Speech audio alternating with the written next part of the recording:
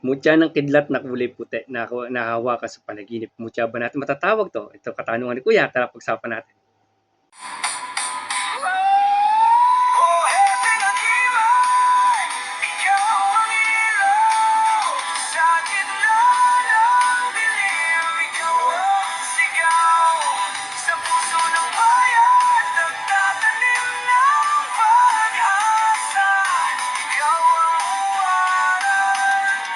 Walang katulad.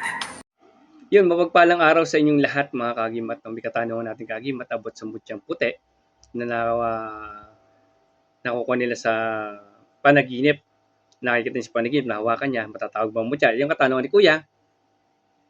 Yan po. At sa naghanap po na aklat, lagi sinasabi kay Anthony Slatico Valderrama, rekta po yung PM. At yan po sa legit po. Siya po yung owner ng Rex Bukal. Mga kagimat abot sa katanungan ni Kuya. Meron kasing panaginip na nagkakatotoo sa buhay natin at may panaginip na nadadala ng isip natin.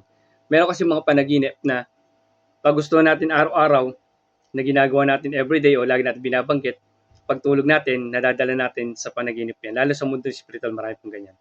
Yung kay Kuya na panaginipan niya, yung mutyang puti na nahawakan niya, kung mutya pa daw ito matatawag. Hindi po mutya matatawag niya kasi po nasa panaginip lang niya, hindi niyo po makukuha yan. Ngayon po, merong mga possible na nagpaparamdam yung mga gabay niya na may makukuha yung kidlat na tatawag natin, o may makukuha yung mga ganang gamit na kidlat, at merong gabay na ganun pa nagpaparamdam sa inyo na makakakuha kayo. At meron namang dalang katang-isip lang natin, yung kagustuhan natin na laging magkaroon tayong kidlat, lagi natin pinapanood sa mga movie o sa mga YT channel o sa mga FB, ay nadadala po natin sa panaginip niya, kagustuhan po kasi natin. Opo. Same lang din po sa actual na gamutan sa mga kumpatihan. Meron kasi mga pasyente na sobrang galit sa isang tao na pinaghihinala nila. Pagka po inipita sa paayan, nababanggit nila yung pasyente, yung pinaghihinalaan nila. Yung po nababanggit nila, wala po sa katotohanan. No? Kung ako po tatanungin niyo mga kagimat, huwag sana magsasama kayo ng loob. Kung kayo sa araw lang, skip lang po kayo. Kung may dadagdag naman kayo, comment down lang po kayo. Hindi tayo para makipagtalo po. Magpalitan lang tayo ng uro-uro. Sa hingi ng payo ni Kuya, no? Sa akin, sa aral ng Team Happy Agimat ay hindi ko na po kasi pinupukusan yung panaginip. Kasi po, yung mas sina-advise ko sa kanila na mas mag-aral po kayo sa mga true book at saka sa mga personal na gamutan, mas maganda pong iyan ang pag-aralan nyo kaysa mag-focus kayo sa panaginip.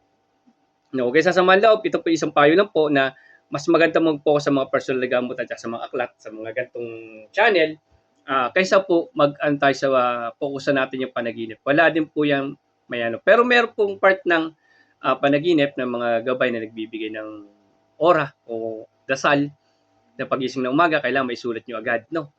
Tapos, meron kasing orasyon o mga bagay na gamit na gusto natin o lagi natin binabasa, lagi pinapanood, minsan nadadala sa panaginip. Nanaginip kayo, lalo yung mga sample, Saint Benedict, nanaginip kayo, binabanggit nyo rin din yung Saint Benedict kasi yung mismo pinupokus yung aral. Nadadala natin sa panaginip. May nadadala sa panaginip at meron namang katotohanan din sa panaginip. Kaya yung magdidepende sa'yo, Kuya. Binigyan ko idea, lahat ng mga nanonood sa akin, na possible yung kay Kuya, kung mahilig ka na sa mga kidlat, nanonood ka lagi ng kidlat, ini-idolize mo yung kidlat, at lagi mo pinapanood na ganan, kalimitan nadadala natin sa panaginip. Opo. Pero kung hindi ka naman nagpo-focus sa ganon, possible merong mga gabay na nagsasabi siya, possible makakuha ng mga ganang kidlat, ng mga ganang bagay, o nagpaparamdam na sa'yo. Opo. Kaya yun po, dalawang may ko, pwedeng winawarning nga kayo na makakuha kayo at meron pong dala lang po ng isip natin sa panaginip. Pero pinapayo ko po sa inyo, huwag nyo na po masyadong fokusan yung panaginip, mas fokusan nyo yung personal na aral. Yan. Maraming salamat. God bless sa inyo lahat. Sana makatulong sa inyo konting aral ninyo tayo. Salamat po at God bless sa inyo lahat.